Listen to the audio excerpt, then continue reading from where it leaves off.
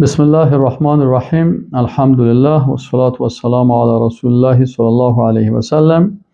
در درس هفتم انشاءالله ما و شما رکن اول ایمان میخوانیم که رکن اول ایمان چی هست؟ که ما به وجود الله سبحانه و تعالی و به یگانگی الله سبحانه و تعالی ایمان داشته باشیم. در درس قبلی ما و شما خوانیم که ارکان ایمان 6 است. رکن اول چی است؟ آمنت بالله هست. اینالی آمنت بالله که است شامل ازی میشه که انسان مسلمان اول به وجود الله سبحانه و تعالی ایمان داشته باشه و دوم به وحدانیت الله سبحانه و تعالی ایمان داشته باشه. و اگر کسی از وجود الله انکار میکنه هم کافر گفته میشه، و کسی اگر به وجود الله ایمان داشته باشه لکن به وحدانیتش ایمان نداشته باشه این هم مسلمان و مؤمن گفته نمیشه. پس الله متعال برای ما و شما حواس پنجگانه را داده. الله متعال نعمتهای زیاده برای ما و شما داده. اول نعمت حس است که الله متعال برای ما و شما داده، چشم داده، حواس پنجگانه. دومی نعمت الله سبحانه و تعالی نعمت عقل است. الله متعال برای ما و شما قلب سلیم و عقل سالم داده هست که با این عقل خود حقیقت ها را درک میکنیم. سومین نعمت الله متعال علم است که الله متعال برای ما و شما علم داده است. دیگه از نعمت های بزرگتر از این نعمت ها که برای ما و شما داده است، نعمت های بزرگ دیگهش یعنی نعمت چی هست؟ نعمت وحی است که الله متعال وحی جلی که قرآن عظیم شان است و وحی خفی که احادیث رسول الله صلی الله علیه و سلم است. دیگه از نعمت های الله چی هست؟ پیغمبرها هستند. اینا کلشان نعمت های الله هست. و یکی از نعمت های بزرگ الله فطرت سالم و صحیح انسانی هست. اینال یک انسان مسلمان مؤمن وقتی که به حق میخواه برسه از تمام از این نعمت ها به شکل مثبت استفاده میکنه و این نعمت ها هست که در هر نعمت از این دلایل وجود الله سبحانه و تعالی هست. اول دلایل حسی است که ما توسط حواس خود این دلایل درک میکنیم. مثلا سعدی رحمه الله میگه که برگ درختان سبز در نظر هوشیار هر ورقش دفتر است معرفت کردگار. این مثلا وقتی که میگه یعنی میگه اگر شما یک برگ درخت بگیرین و هر برگ از این درخت که شما مطالعه بکنین، سهل بکنین که چه قسم ضرورت به اکسیژن داره، ضرورت به مثلا آب داره، ضرورت های دیگه داره. اینمی برگ ببینین که در درخت به میلیون ها برگ است. این هر کدام از اینا زندگی دارن، این هر کدام از اینا بالاخره مرگ دارن، خشک میشن. اینال در هر برگ درخت وقتی شما سیل کنین تارایی که است همین قسم ما و شما رگ ها داریم، اونا هم رگ دارن و حتی ساینسدان ها میگن، علمای زراعت، که درخت هم یک مخلوق چی هست؟ زنده هست. منتها فرقش با ما و شما است که ما و شما از درد خود شکایت کرده میتونیم و حرکت میکنیم و او درخت و او نبات حرکت کردن نمیتونه و بیچاره زبان نداره که گپ بزنه، اگر مثل ما و شما رو واره حس و همه چیز داره. پس امی هر موجودی که در جهان هست این کل از اینا دلیل هستن به وجود خالق متعال. هر ورقی را که شما سل میگن، هر نبات، هر پرنده، هر انسان، هر کو، زمین، سیارات، اینا کلش دلیل هستن به چی؟ به وجود خالق متعال. و الله متعال در قرآن عظیم شان هم برای ما و شما میگه که خطاب میکنه مثلا انسان ها را، بشریت میگه افلا ینظرون الی الابل کیف خلقت. چرا این انسان ها به طرف ساختمان فیزیکی، آناتومی و فیزیولوژی شتر سیل نمیکنن؟ کیف خلقت که چه قسم خلق شدن؟ کسایی که در مورد شتر تحقیق کردن میگن سبحان الله، در وجود شتر که ساختمان ازی را سیل کنی، حتی امی چشمای ازی و گوشهای ازی و سپل ازی و کوهانی که در پشت سر ازی و این کل ساختمان ازی و این آماده مثلا حرکتی را سفینه تو صحرا میگن که در کو مثل در صحرا مثل کشتی در حرکت است. یعنی دیگه حیوانات دو صحرا رفتن نمیتونن، پایشان بند میشن، ولی این بسیار به راحت میره. و الله متعال میگه شما به طرف حیوانات، این شتر یک مثالش است که مثال گفته شده است، لکن به هر حیوانی که ما و شما سیل کنیم، هر حیوانی که ما و شما سیل میکنیم، این چی است؟ هر انسان سیل میکنیم، هر پرنده را سیل میکنیم، هر زنده جان وقتی که ما و شما سیل میکنیم، این کل از اینا دلیل است به قدرت الله. الله متعال میگه فلا ینظرون، اینجا نظر چشم است. میگه چرا شما نظر نمیکنین، نمیبینین الی الابل، به طرف شتر کیف خلقت، و الی السماء، به طرف آسمان ببینین کیف رفعت، چه قسم بلند شده. ما و شما ببینین عالی فضا هست که ما و شما ببینیم، تا آسمان، خود آسمان، همون سقف آسمان دیده نمیتونیم، بس آسمان اول دیده نمیتونیم، آسمان دوم است، سوم است، چهارم، پنجم، ششم، ما فوق از او عرش است و لوح و قلم، ما و شما دیده نمیتونیم. سبحان الله. الله متعال میگه به طرف بالا سیل بکنین، کیف ای آسمان اول که اینجا است کیف بلند شده.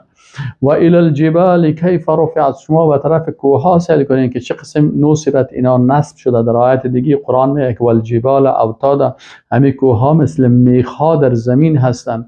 یک وقت ما اعجاز علمی قرآن میخواندیم، در اعجاز علمی قرآن علمای زمین شناسی میگفتن که کوه به می اندازه که بلند است، به می اندازه که ما و شما میبینیم، به می اندازه دیگه در زمین مثل میخ واره همتون نصب است. الله متعال میگه و الی الجبال کیف نصبت، کوه ها را سعی کنید چه قسم نصب شده.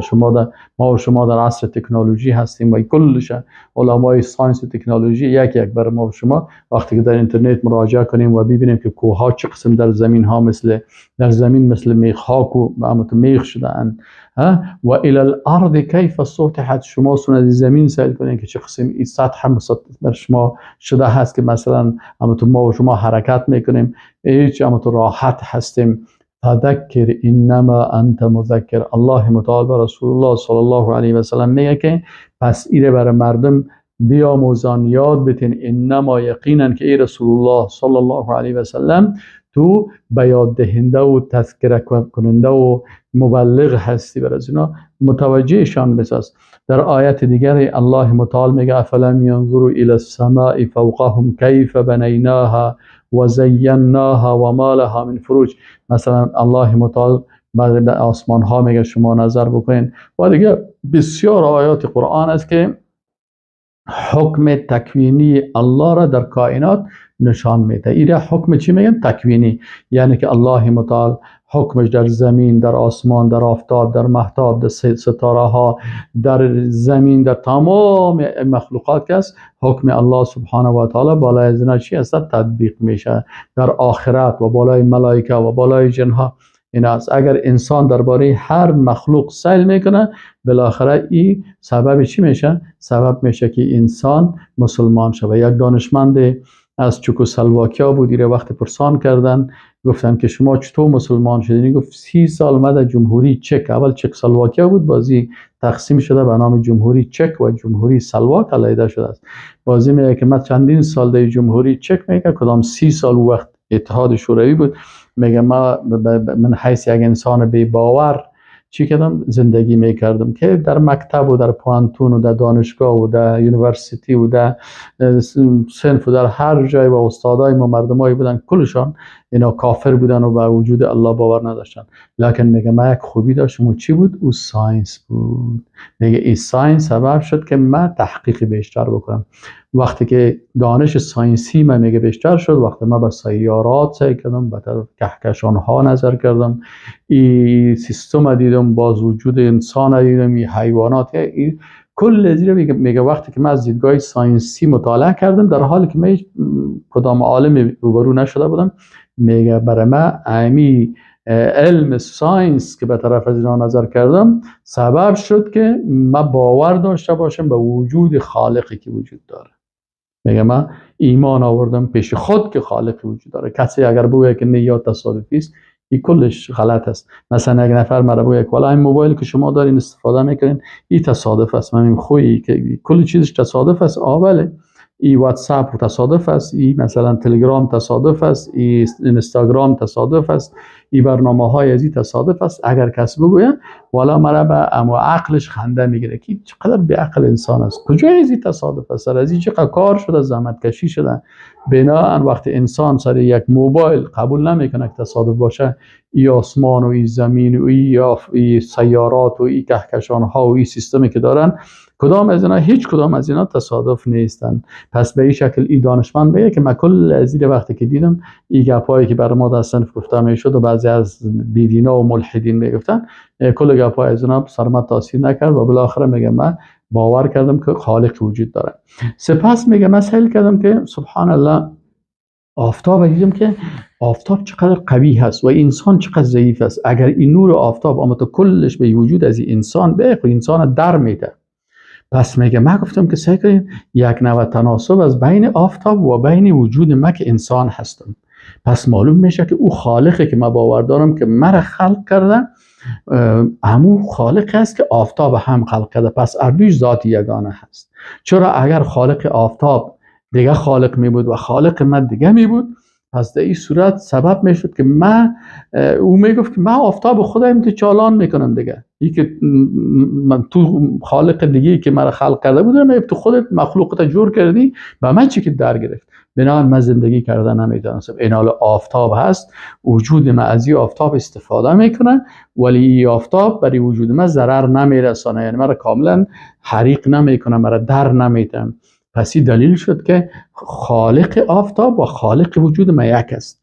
خب مثلا آمدیم به میوجات، میگه میوجات سهل میکنیم یک درخت بسیار بزرگ است، خارها داره و چیزا داره، لکن سعی کنین برگاه از این درخت سعی کنین در بین از یک میوه است. وقتی میوه از من میخورم، این میوه از با معده من کاملا سازش داره.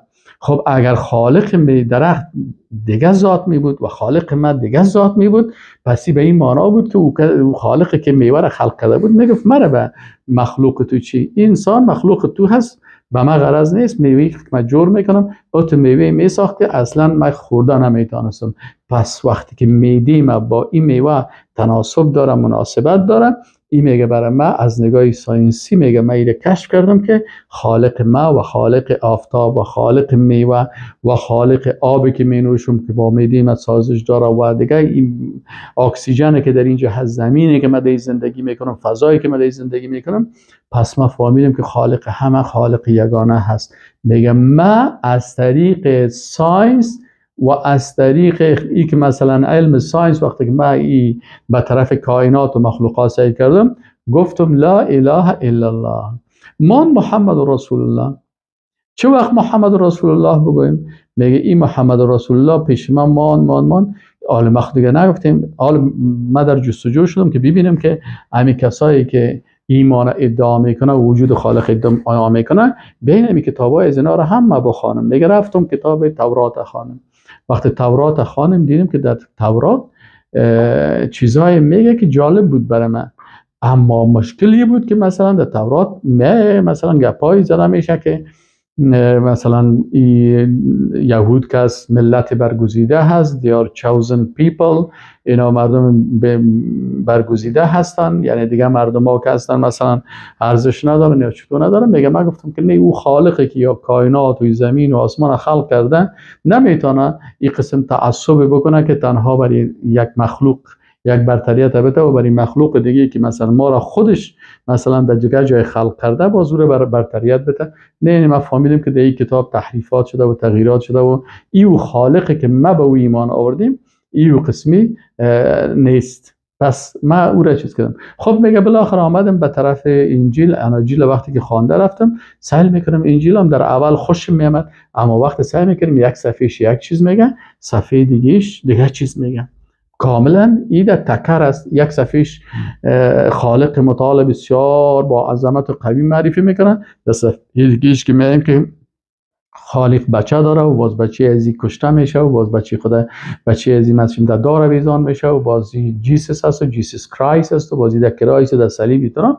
گفتی هم مرا قناعت داده نتانست و ما گفتم نه، این کتاب هم نمیتونه از ذات با عظمت بر ما بیان بکنه که ما به وی ایمان آوردیم. از او خاطر گفتم که نه، این هم کتاب هست، کتاب است که انسان ها نوشته کردن نسبت دادن به خالق متعال.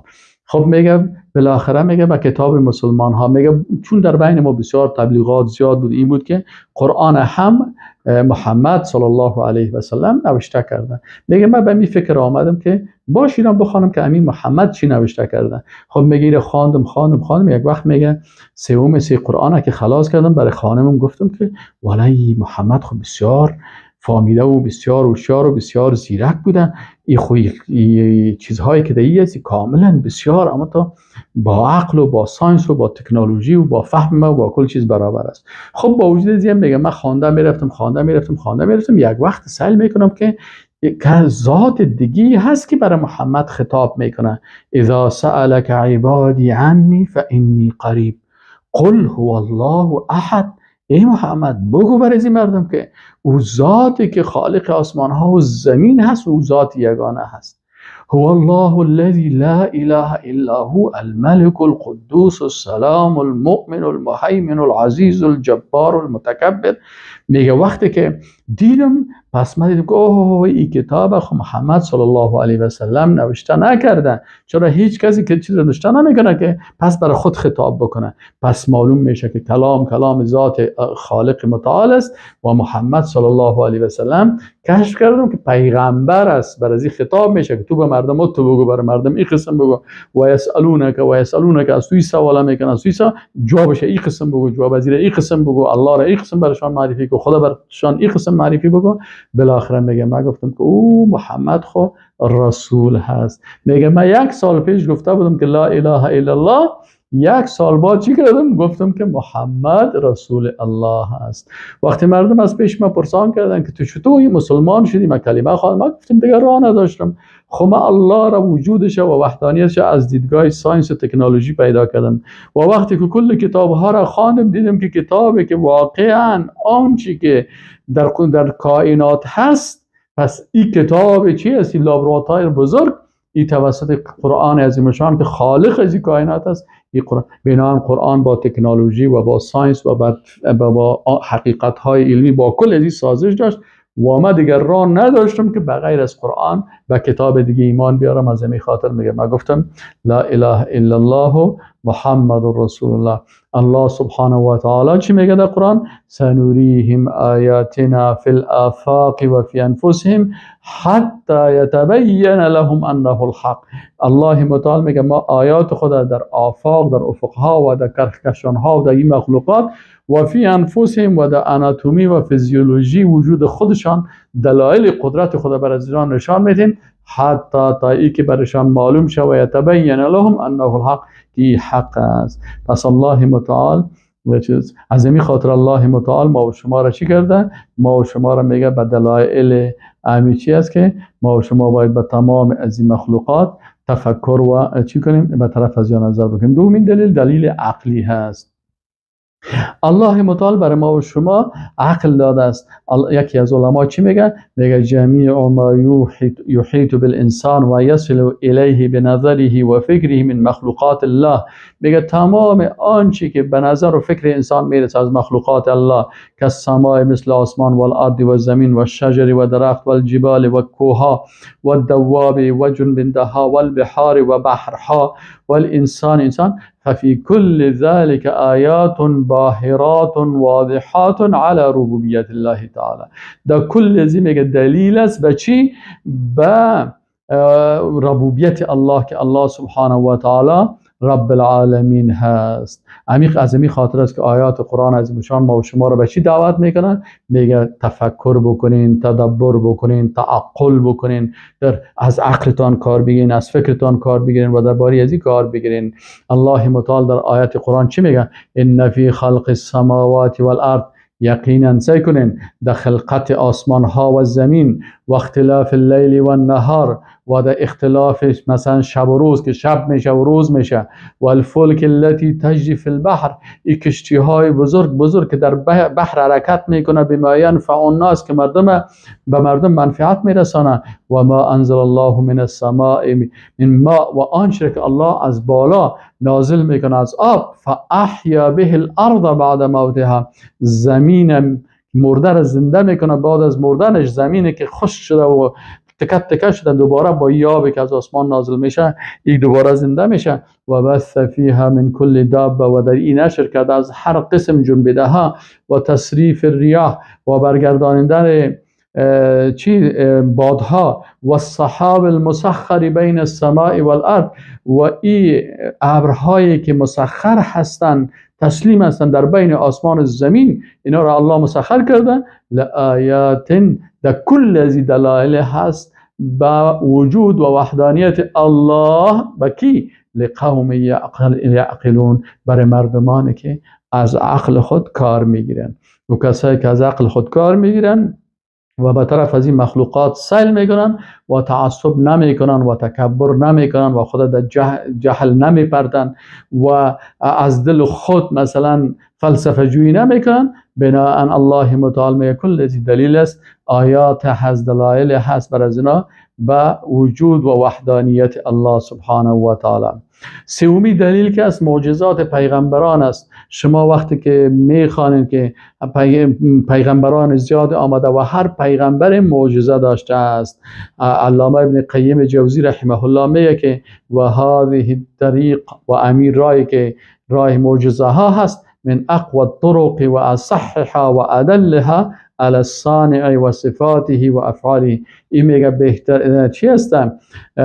صحیح ترین و مستدل ترین دلیل است به چی؟ به صانع خالقی که است و به صفاتش و افعالش. برای مردم معجزه های زیادی نشان داده شد که پیغمبران میامدن این معجزات چی کردن؟ این معجزات میدیدن. و این علامه ابن قیم میگه در بین از این معجزات دلایل حسی و دلایل عقلی و دلایل ضروری بود که کل از این آیات بینات گفته میشه. پس این معجزه ها که بود، آخرین معجزه کدام معجزه است؟ معجزه امت، معجزه رسول الله صلی الله علیه و سلم است که تا روز قیامت است. همین قرآن عظیم شان است. وقتی که انسان قرآن عظیم شان بدون تکبر و بدون تعصب و بدون جهل این قرآن وقتی که میخوانه، شما ببینید که روزانه ها امریکایی ها، اروپایی ها، شرقی ها، غربی ها، حتی یهودی ها که سهل کنین مسلمان میشن و وقتی که سهل میکنن ببینن سبحان الله در این قرآن عظیمشان چی دلایل قوت هست.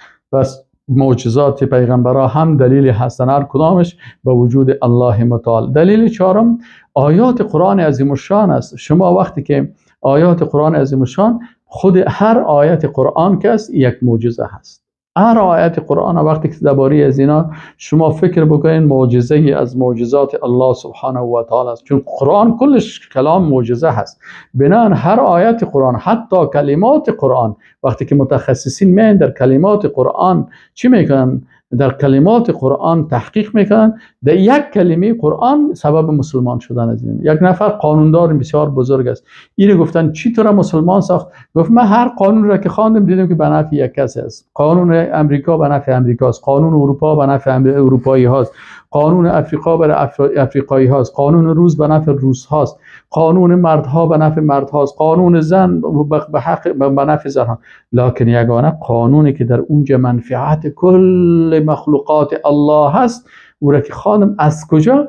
الحمدلله رب العالمین. گفتم مجرده که کلمه رب العالمین خواندم، میگه ما فهمیدم که این کلام ذات با عظمت هست که تمام مخلوقات این ربش هست.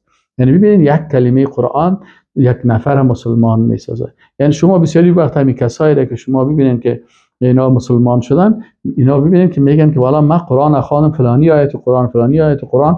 هر کسی را، یعنی قرآن عظیم شان مثل یک بحر بسیار بزرگ است. از این بحر هر کس به اندازه ظرفیت خود استفاده میکنه.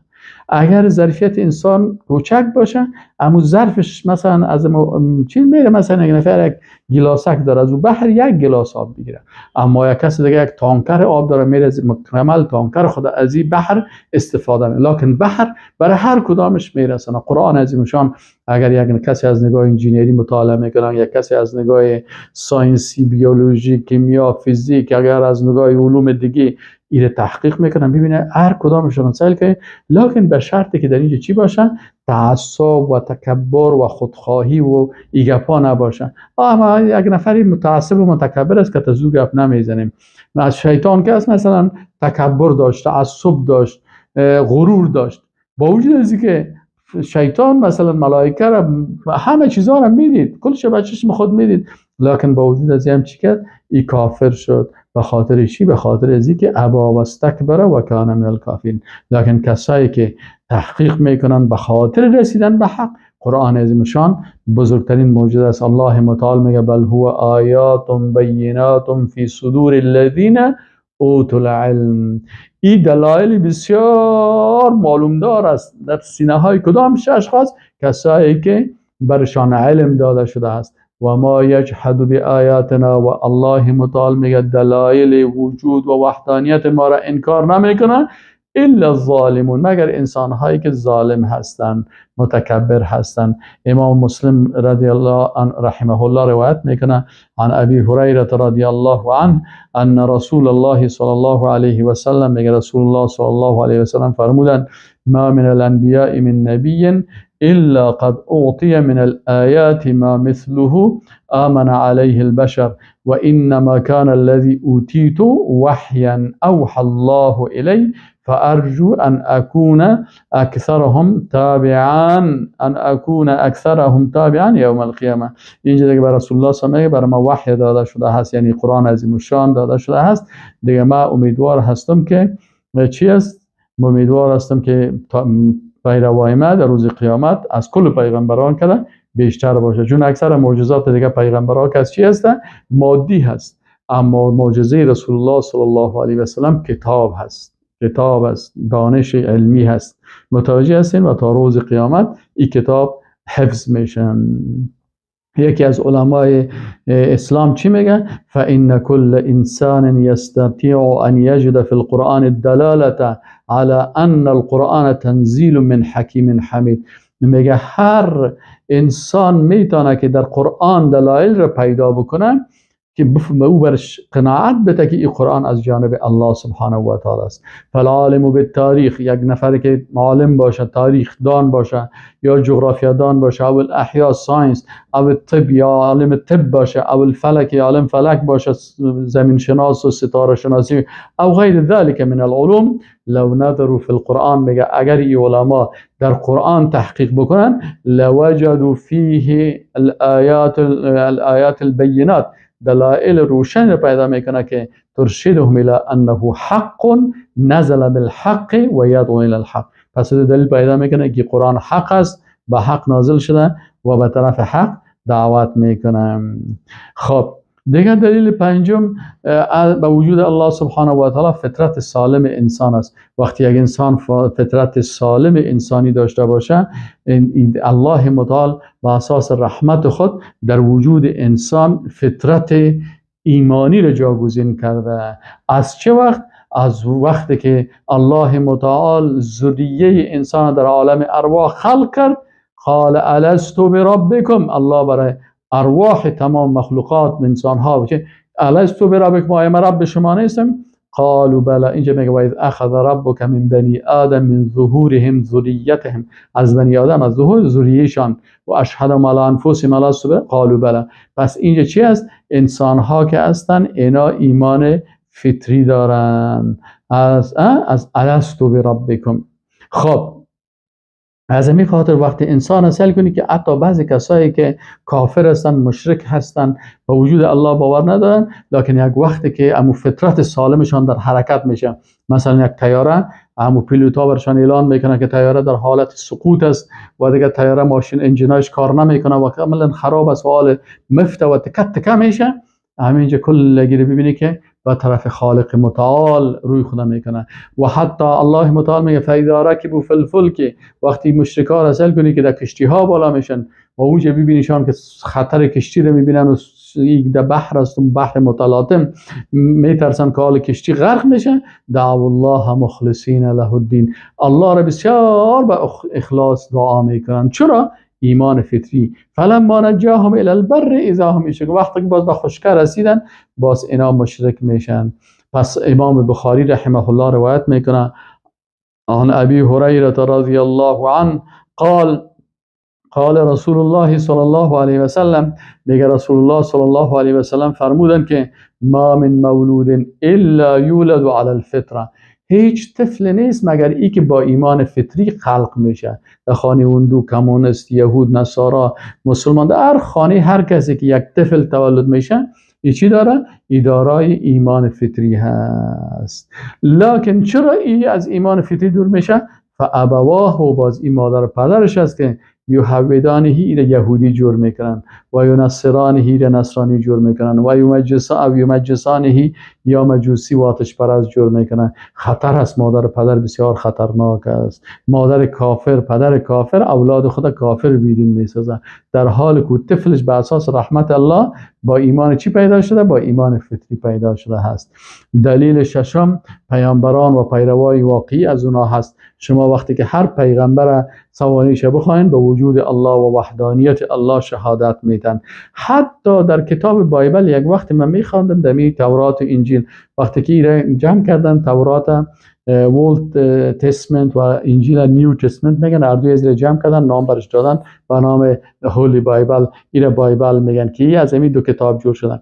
با وجود از اینکه اینا مثلا میرن به مجسمه عیسی مسیح یا تسلیم میشه، لکن وقتی که بیاین این کتابم باز بکنیم، وقتی که بعضی جایش که تحریف نشده ببینه که از زبان عیسی علیه السلام نشه میکنه که عیسی علیه السلام برای پیروای خود میگه که ما بنده هستم، ما به خالق خود عبادت میکنم، ما به خالق ذات یگانه هست. یعنی به این شکل دیگه پیغمبرای واقعی که کلامشان تحریف نشده باشه، اونا خب کلشان که الله متعال برای ما و شما خبر میده، از آدم علیه السلام تا رسول الله صلی الله علیه و سلم، اونا همهشان دعوتشان با حکمت خویش و جهادی که کردن در راه الله مردم به طرف توحید و به ایمان به وجود الله و وحدانیت الله میکشاندن. و همین قسم پیروان مسلمان ها، پیروان حقیقی پیغمبر، یکی کسایی است که دروغگوی هستن، خودشان مثلا دروغ میگن، خدا ظاهرا مسلمان میگن اما مسلمان نیستن. اما کسایی که مسلمان های واقعی هستن،